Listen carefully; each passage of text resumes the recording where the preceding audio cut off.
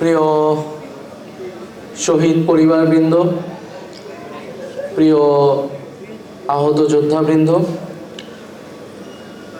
আসসালামু আলাইকুম। আজকে 2 বছর, জুলাই গণ অভ্যুত্থানের 2 বছর পরে 2024-এর পরে 2026-এর ঐতিহাসিক 3রা আগস্ট। আজকে যে 3রা আগস্ট শহীদ মিনার থেকে ঐতিহাসিক জনতার এক দফা ঘোষিত হয়েছিল বৈষম্য বিরোধী ছাত্র আন্দোলনের পক্ষ থেকে। আমরা তাই আজকে চেয়েছিলাম যে আজকের দিন, যে ঐতিহাসিক দিন, এই ঐতিহাসিক দিনটা আমরা শহীদ পরিবার এবং আহত যোদ্ধাদের সাথে আমরা কাটাতে চাই। কারণ আমরা মনে করি এই এক দফার আসল রূপকার, এই গণ অভ্যুত্থানের আসল রূপকার তো আমাদের গণ অভ্যুত্থানের শহীদ এবং আহত যোদ্ধারা। গণ অভ্যুত্থানে একজন কবি লিখেছিলেন যে তোমরা হয়তো যাইবা ভুলে খনি হাসিনার ইতিহাস, সেই মায় রাখবো মনে যে সুইসে পোলার লাশ। কারণ যার সন্তান গিয়েছে, মারা গিয়েছে, শহীদ হয়েছে, যার ভাই, যার পিতা, যার মাতা, যার বোন আহত হয়েছে, এই দেশের জন্য আমরা জানি সবচেয়ে বেশি কষ্টটা তার। এবং গণ অভ্যুত্থানে মানুষ সেই 3 তারিখে চূড়ান্ত ঘোষণা দিয়েছিল। সেই ঘোষণাটা ছিল ফ্যাসিবাদী ব্যবস্থার বিলোপ এবং একটি নতুন বন্দোবস্ত তৈরি করা। এটা অনেকে ভুলে যায় যে আমরা কেবল শেখ হাসিনার পদত্যাগ ঘোষণা করি নাই, অনেকেই শেখ হাসিনার পদত্যাগ ঘোষণা করেছিল, আরও আগের থেকে ঘোষণা করে আসছিল। কিন্তু আমাদের ঘোষণাটা ছিল শেখ হাসিনার পতন এবং এই যে ফ্যাসিবাদী ব্যবস্থা, যে ব্যবস্থার মধ্য দিয়ে এই গুম, খুন, গণহত্যা এবং অর্থনৈতিক লুটপাট, দুর্নীতি হয়েছে, এই পুরো রাষ্ট্র কাঠামোটার পরিবর্তন, এমন একটা বন্দোবস্ত তৈরি করা যেখানে ফ্যাসিবাদ এবং স্বৈরতন্ত্র, স্বৈরাচার আর কখনোই ফিরে আসতে পারবে না। কিন্তু কারো কারো দাবি ছিল শুধু শেখ হাসিনার পদত্যাগ এবং সেই পদে নিজেদেরকে আসীন করা। আজকে তারা সেই ক্ষমতায় আসীন আছে। ফলে এক দফার আংশিক দাবি অর্জিত হয়েছে, পুরোটা দাবি অর্জিত হয়নি। এবং এই পুরোটা দাবি অর্জিত না হওয়ার পিছনে দুঃখজনকভাবে যারা আমাদের সেই সময় সাথে ছিল তারাই সবচেয়ে বেশি বিরোধিতা করেছে। যারা আজকে জুলাই সনদ বাস্তবায়ন করছে না, যারা আজকে গণভোটের গণরায় বাস্তবায়ন করছে না, তারা শহীদ মিনারের সেই এক দফার ঘোষণা সেই দিন সেটাকে আংশিকভাবে সমর্থন করেছিল, কিন্তু তারা পরবর্তীতে সেটার সাথে বিদ্রোহ করেছে। যদি এক দফা সম্পূর্ণভাবে অর্জিত হতো, সম্পূর্ণভাবে বাস্তবায়িত হতো, তাহলে আজকে 2 বছর পরে এসে কিশোর আলিফের চোখ যেত না। আজকে পুলিশ আবার দলীয়করণ হতো না, আজকে আমলাতন্ত্র আবার দলীয়করণ হতো না, আজকে আবারও চাঁদাবাজি, দুর্নীতি, সন্ত্রাসে সারা দেশ ছেয়ে যেত না। আমরা দেখছি মানুষের চুলায় এখন গ্যাস নাই, গ্রামে গ্রামে বিদ্যুৎ নাই, ঘরে ঘরে কোনো চাকরি নাই। দেশে একটা নতুন হাহাকার দেখতে পাচ্ছি। জুলাই সনদ বাস্তবায়িত হয় নাই, শহীদ পরিবাররা তাদের বিচার পায় নাই, আহত যোদ্ধারা পুনর্বাসিত হয় নাই। অর্থাৎ দেশের কোনো পরিবর্তনই হয় নাই। পরিবর্তন একটাই হয়েছে, যারা লন্ডনে ছিল তারা এখন প্রধানমন্ত্রীর পদে এসেছে, ক্ষমতায় আসীন হয়েছে এবং অন্তর্বর্তী সরকার সময় যতটুকু কাজ যাতে না হয় সেটার জন্য তারা সেই সময় সর্বাত্মকভাবে কাজ করেছে।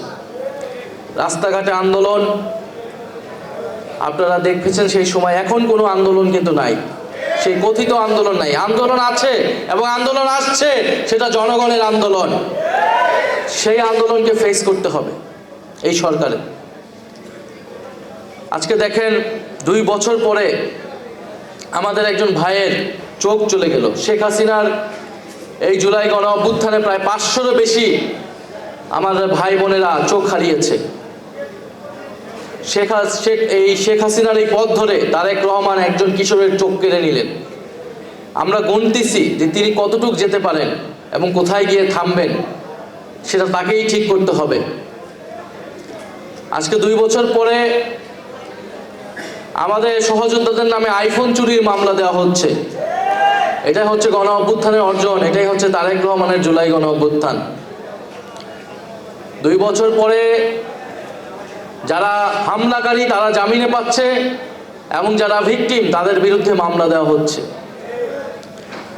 আমরা বলবো যেই সরকার বর্তমান প্রধানমন্ত্রী তারেক রহমান এক ভয়ঙ্কর খেলায় মেতেছেন, উনি এখনো বুঝতেই পারছেন না দেশের কি পরিবর্তন হয়েছে। উনি দেশে সেটা বলেছিলেন যে অনেক পরিবর্তন হয়ে গিয়েছে।